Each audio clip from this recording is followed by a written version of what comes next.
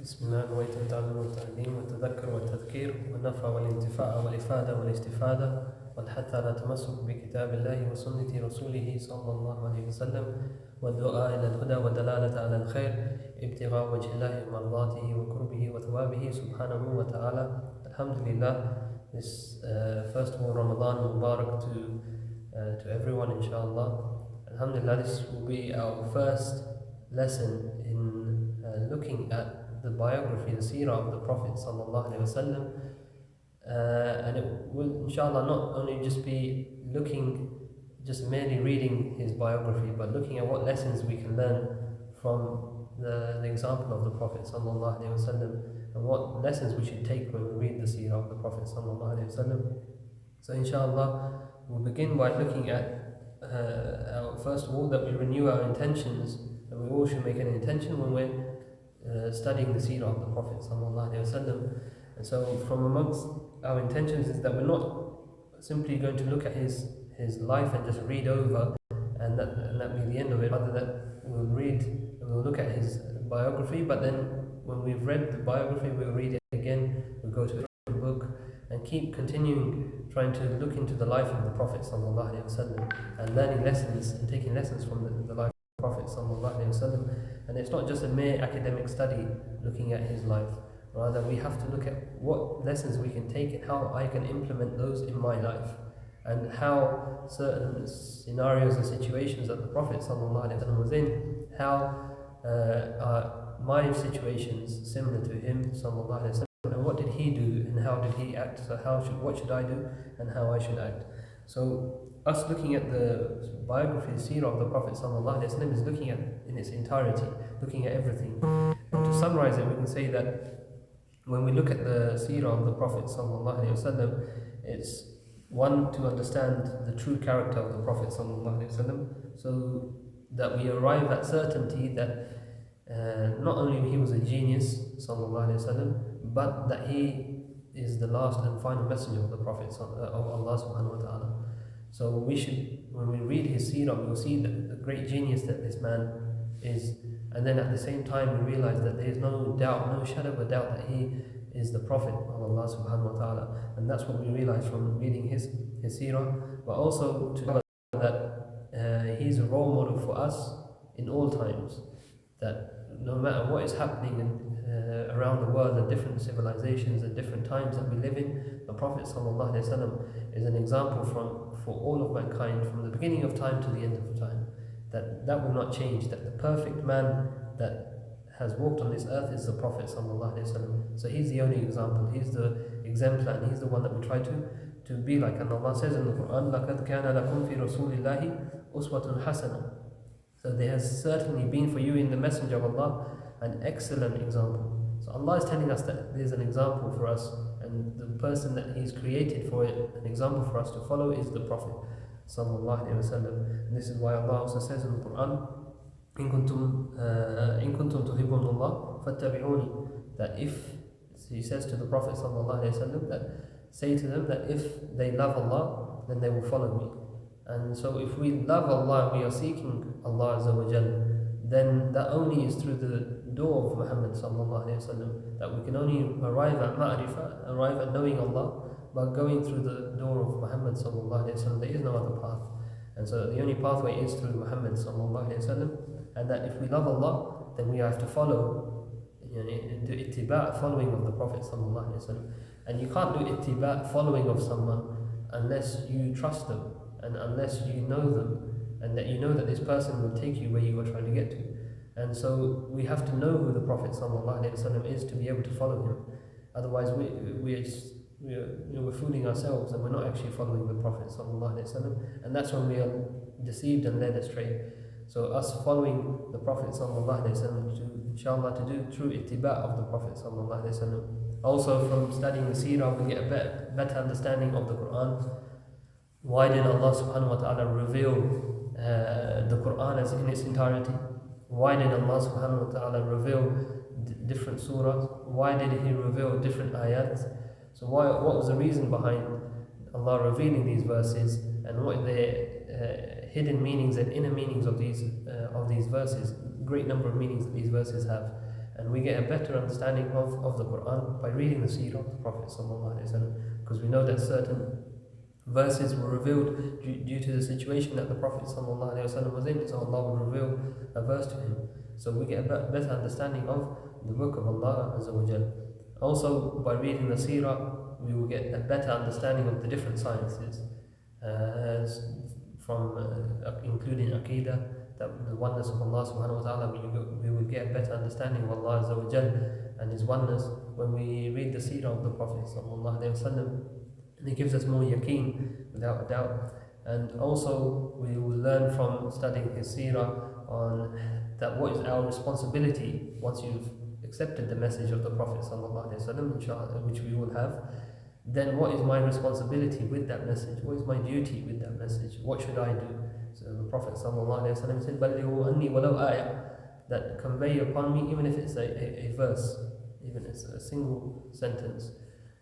So he's telling us ﷺ that we should call to Islam, we should tell others about Islam, and not only physical calling by calling of the tongue, but also our physical state and our state, and that what is our state, and are people drawn to Islam by looking and gazing upon us and interacting with us.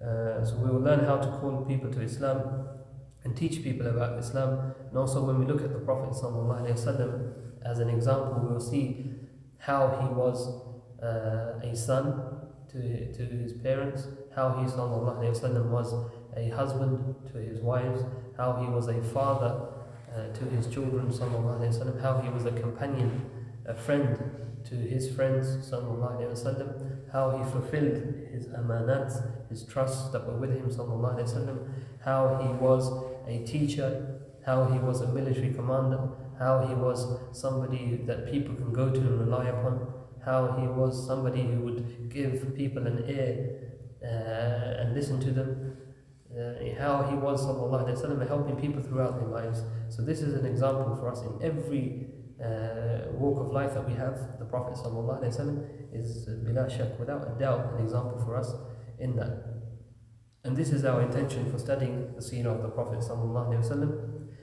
So when we look at the Sira, inshallah, the book that we'll be relying upon is the book of the Shaheed, Shaykh Saeed Ramadan Bhuti, Fiqh Sira, the jurisprudence of the prophetic biography, which is available in English, but we won't be reading through the book, but rather I'll be summarizing points from the book and looking at how the lessons that we can learn from the Sira of the Prophet ﷺ, which Shaykh Saeed summarizes at the end of each chapter in his book. And if people haven't read the book, I would urge people that they read that book. From the modern books in the Sira of the Prophet ﷺ, Shaykh Saeed's book is probably one of the best that's available, and alhamdulillah it's translated as well into English. So we're looking at the Sira of the Prophet ﷺ, and it's how it evolved and how the study of the Sira of the Prophet ﷺ evolved. And naturally the Sira is connected to the science of the Sunnah of the Prophet ﷺ, to Hadith, that the Prophet ﷺ in his lifetime he allowed the recording of Hadith to certain Sahaba. Initially he prohibited the companions from writing down or recording or memorizing his sayings, the Hadith being the Prophet ﷺ's speech. Why? Because he didn't want them to confuse it with the Quran. But when they had reached a point where they knew what is Quran and they were able to differentiate what is Quran and what is from the Prophet ﷺ, he then allowed certain of his companions to record his hadith, his sayings. And so the Sira is naturally connected to the hadith. And that's where we learn about the Prophet ﷺ, and it comes from the hadith. And the whole study of Arab history is only through throughout the centuries, that the study of history and the recording of Arabian history is only because of the Prophet ﷺ. The Muslims were only interested in the Prophet ﷺ, so they began to record the Arabian history as a whole because they were concerned with the history and the Sira of the Prophet ﷺ. So we will see that the scholars developed a meticulous method of looking at the Sira and looking at the sayings of the Prophet ﷺ. There's a whole science, Mustalah Hadith, where they look at what is a report that is a soundly transmitted report or sound report, and what is a weak hadith, what is a sahih hadith, what is a hasan hadith, and what is all the other different type of hadith that we have in Mustalah Hadith, like mursal and the like. When is a narrator considered somebody who's weak, when he may be considered somebody who's a liar, and the like. So the scholars did all this hard work, alhamdulillah, and they had this method of looking at the history of the Prophet ﷺ, and they applied that in looking at Arabian history as a whole in the Arabian Peninsula. And this method was developed by the Muslim scholars.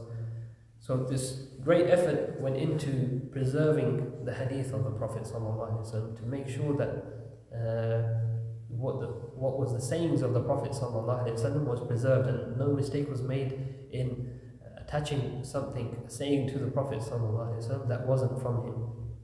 And so the scholars spent, decades writing their books, like Imam Bukhari and Imam Muslim spent decades upon collecting these hadith that they compiled into their books, and those that came before them. And so, but the actual writing of the hadith, of the Sira of the Prophet ﷺ, so his biography, this happened later, and naturally it was tied to the writing of the hadith. But we see that when it came to the likes of Urwa ibn Zubayr and Zuhri ibn Sa'ad and Ibn Munabbih, these were, and the likes of them, these were the first people to take an interest, a real interest into the Sira of the Prophet ﷺ, into the biography of the Prophet ﷺ. And it said that they had books, and they wrote books on the Sira, but all of these books have been lost by Zubayr and Zuhri and Ibn Sa'ad and the like. All of them were lost, but the books as a whole were lost. But then we have portions of these books mentioned in other books, like Tabari mentions from these books in his works. And so he'll mention Ibn Sa'ad mentions this, but we don't have Ibn Sa'ad's Zuhri's book as a whole collection. So then we see a generation that came after them, that succeeded them, and this generation, they had written down their writings on the Sira of the Prophet ﷺ, and those writings are preserved. And from amongst them, the greatest of them, and his work is the most famous, is of Ibn Ishaq, who died in 152 Hijri. And Ibn Ishaq's work then was worked upon and revised by Abu Muhammad Abdul Malik, famously known as Ibn Hisham, who transmitted Ibn Ishaq's work and in a revised form, and wrote his own work, which is available to us today, which I think is translated as well into English. So alhamdulillah, we see this great work, that effort that went into preserving the Sira of the Prophet ﷺ, and to be as accurate as possible in regards to the Prophet ﷺ, using the method adopted by the scholars, the muhaddithin, the scholars of hadith.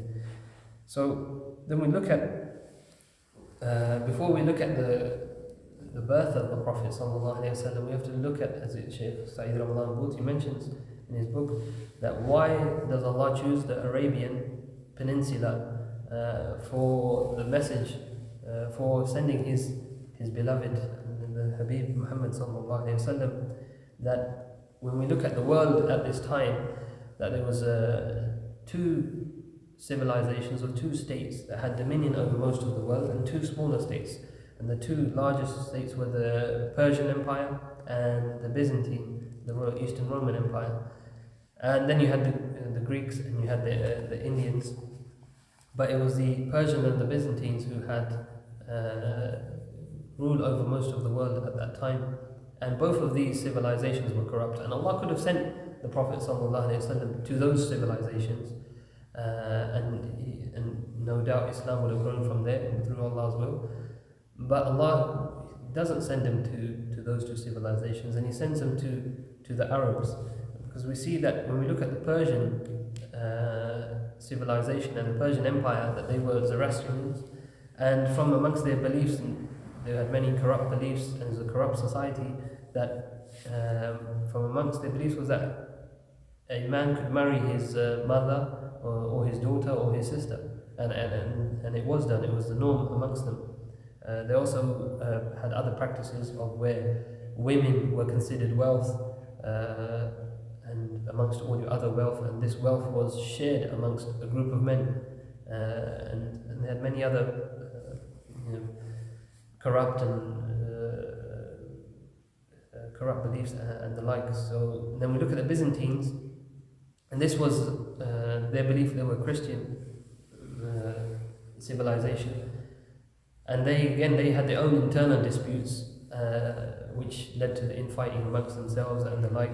And one thing that all of these different civilizations, the different states that they, a common denominator that they held was that it was a civilization and a culture founded upon material values alone. That it was only for the sake of the dunya. Everything they did was for the dunya.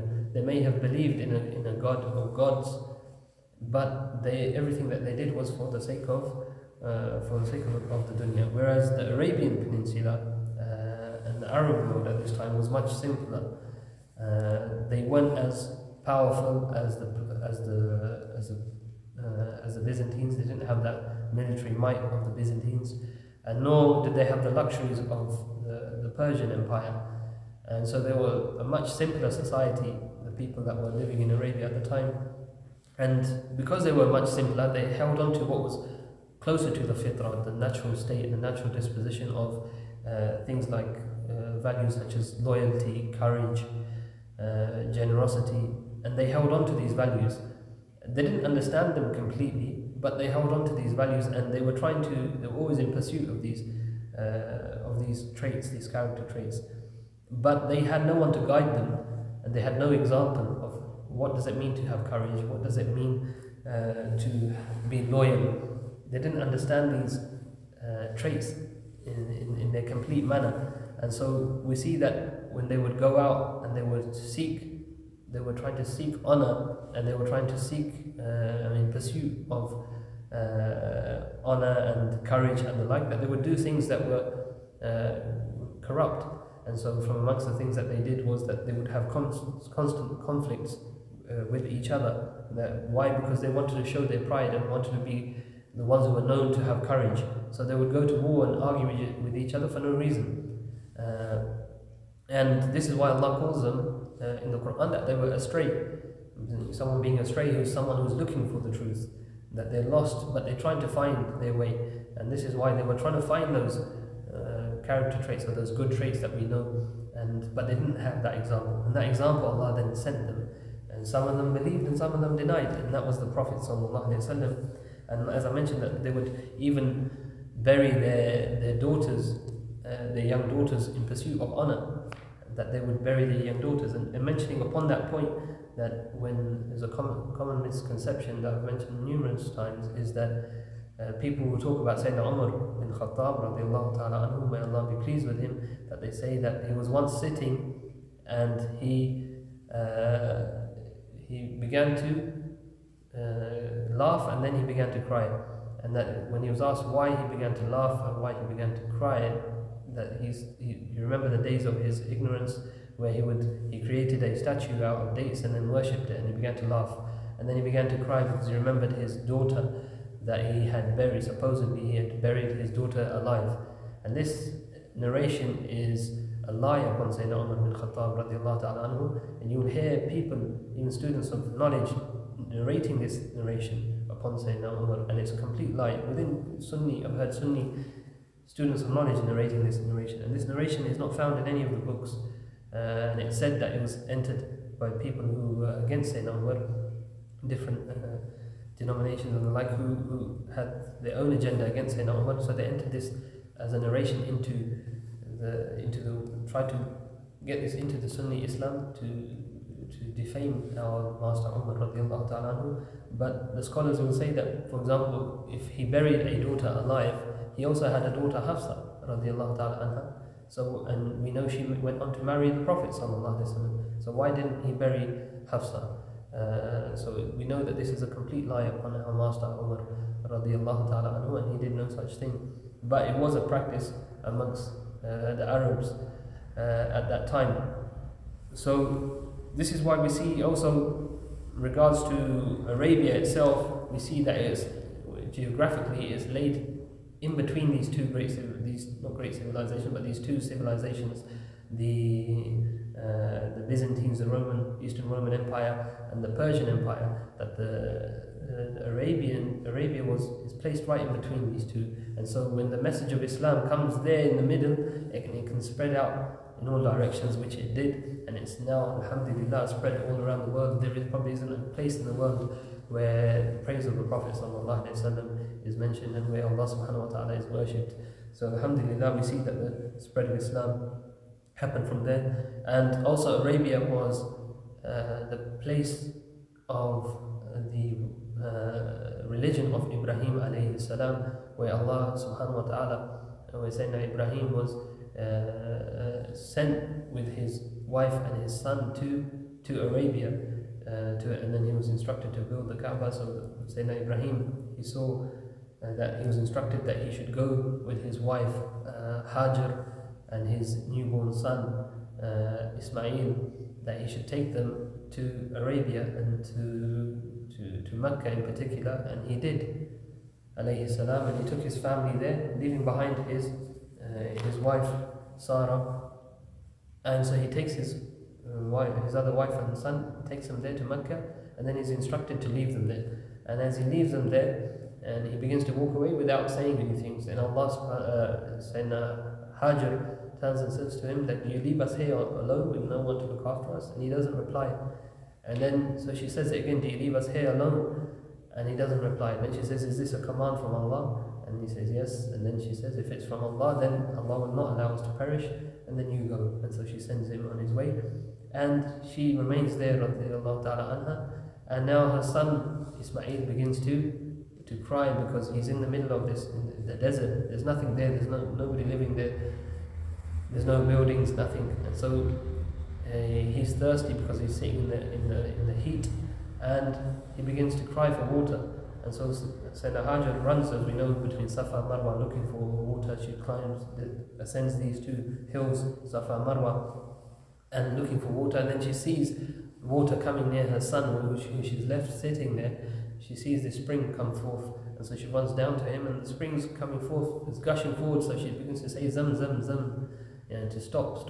And that is what Zamzam means, to stop. And that this water was gushing forward, and alhamdulillah, even today it gushes forward, and we drink from the barakah, from the blessings of this mother who ran between these two mountains and who called upon her Lord to help her, and that Allah gave her the water to drink for her and her child, and we still are drinking from that water today, alhamdulillah. We take the blessings of that water.